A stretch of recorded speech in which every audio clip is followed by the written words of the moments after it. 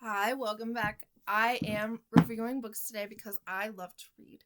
And the second book I'm going to review is Dolly Parton. And Dolly Parton is a vibe. Dolly Parton is such an iconic, gorgeous, you know, soulful, like Dolly Parton's music to me is a litmus test. If Dolly Parton doesn't make you cry, you're either an alien from outer space or a robot because her music is just so heartfelt. And everybody knows, oh, Dolly Parton came from Tennessee in a one room house, and now she's Dolly Parton.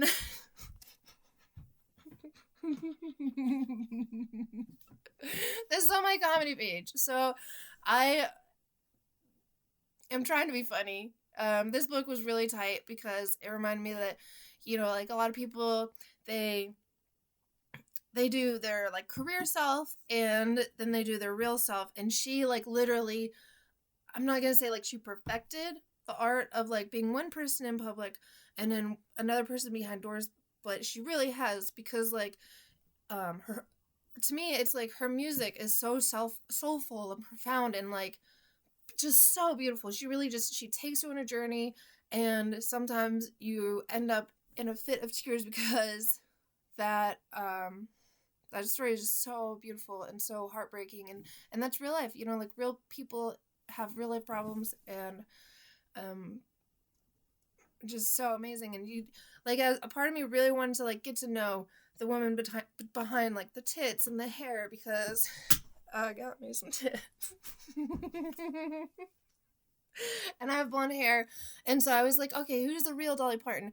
Because we've seen her be sassy AF. Like, if you've never seen Dolly be sassy, it's awesome. Like, she can stand up for herself. And, that there are things like she puts some guy's head on her boobies. Like, there's a difference between, like, the real life Dolly Parton and the Dolly Parton that's, rich and famous. And this book literally just it was I'm gonna give it like a 5 out of 10 because um it's almost 400 pages long, and it's essentially like it essentially just says like her image is protected, she's an astute businesswoman, and that's like facts. And like it's like really sad because like the real Dolly's in there, like behind the tits and behind the hair and behind the makeup. Like there's a real person, and I hope that one day she, probably like after she dies, I really want Dolly to write her own book and like speak her own truth because she's so funny and she's so soulful. And she's a great example as an astute businesswoman because she's really smart with her contracts and how she managed her music, and how she managed her image. And I think that people like Taylor Swift understand that because of her, and she got it from Elvis Presley's handler, the Colonel. And it's just amazing because in her time when she was starting out, women couldn't even have credit cards, let alone control over their music, let alone recording contracts. Like she literally broke the mold for a lot of females, and I think she deserves that praise and deserves that power.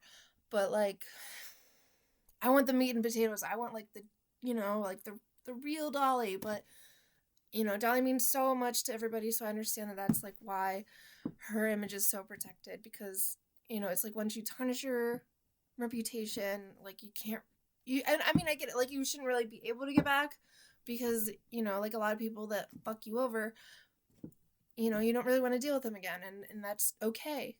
I'm not gonna say that it's not, but again, it's like once you take it out of the box, you can't put it back in the box. So I want an unboxed Dolly.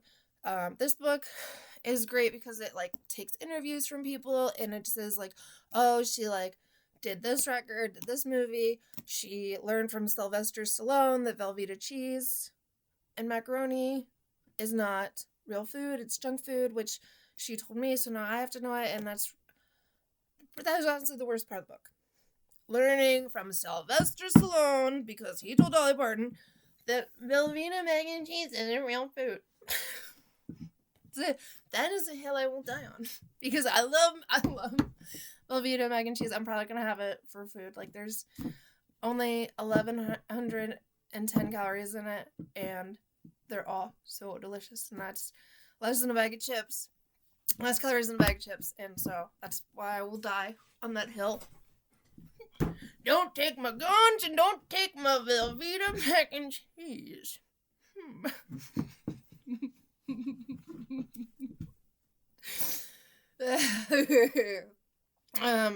Okay. So Dolly Parton loves books. She it's spoken about how she has tried to put books in every house in America, and what I didn't know is that sometimes she gets a little government help from it to do so, and as like a Ron Paul Republican, I think that's, disgusting, because she does have so much money. Like, why would she need the government's money, also known as taxpayer money, to give books to children? So that's like one of the faults that I found in the book, is that, yeah, she's doing this great thing, but like, if you're worth millions of dollars, if you have an amusement park, like, just fund your own thing. Like, don't get the government involved. Don't take other poor people's money and give it to the government to do your agenda. And I get it. Like, the agenda is putting books in households and helping people read. But I think if you're down to help somebody, you don't need to coerce somebody into helping you, like, which is what taxation is. Taxation is theft. It's coercion. If you don't pay your taxes, you're gonna have a gun pointed to your head and be taken to jail. And as some of the IRS people recently have been told, just be prepared to kill more than one person. Your first one's gonna be hard, but the rest of them, you'll just get used to it. Those are the people in charge of the IRS. I am in charge of this book. Okay. So, and rant about how the government shouldn't be involved in anything whatsoever, let alone Dolly Parton's giving away books. One of the things I love about reading is that, there's always going to be like a nugget, like a really good nugget where you're going to learn something, or you're going to laugh, or you're going to cry, and it's just really going to hurt you and open your chest and just blow your mind.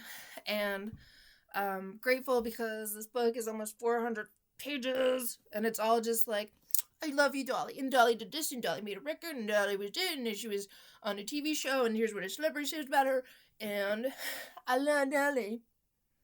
But one of the things I did learn, once upon a time, Howard Stern was funny, and he wasn't a liberal, anti-Trump, anti-funny person who is a vegetarian.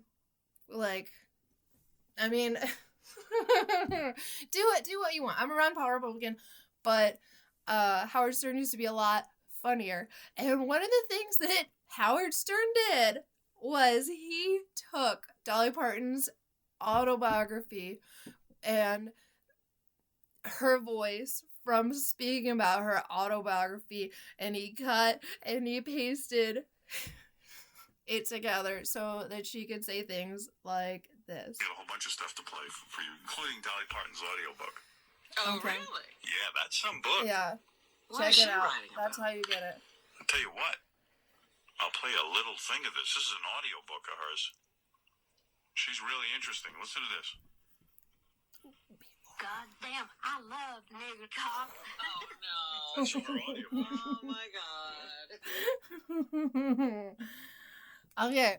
Whether it's right, whether it's wrong, it's funny. It's fucking hilarious. Like, the first time I heard it, I thought she was saying, I love the N-word coffee. Like, but no.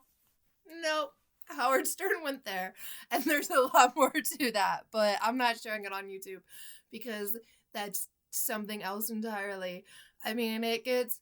Like, I laughed myself silly when I did my investigative research, as, like, I was, like, reading this book. It was, like, towards the bitter end, and I was just like, oh, like, make it stop. I'm tired of hearing about how, you know, her career works and how she puts out a CD, and then she goes on tour, and, you know, she's got the big tits, and oh, where's Carl? Oh, haha, Carl's a behind the scene man.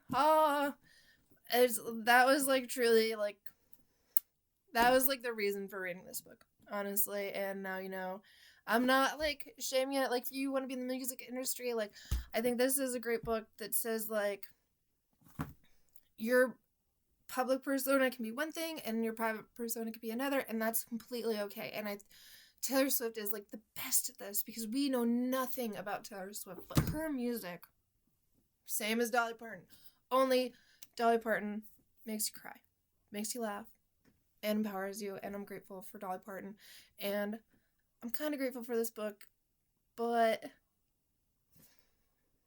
I look forward to like hearing her like whole true story in her own words, unfiltered, raw, but a lot of people depend on her being a certain way, and that's like another thing that I learned from this book. So thanks for listening.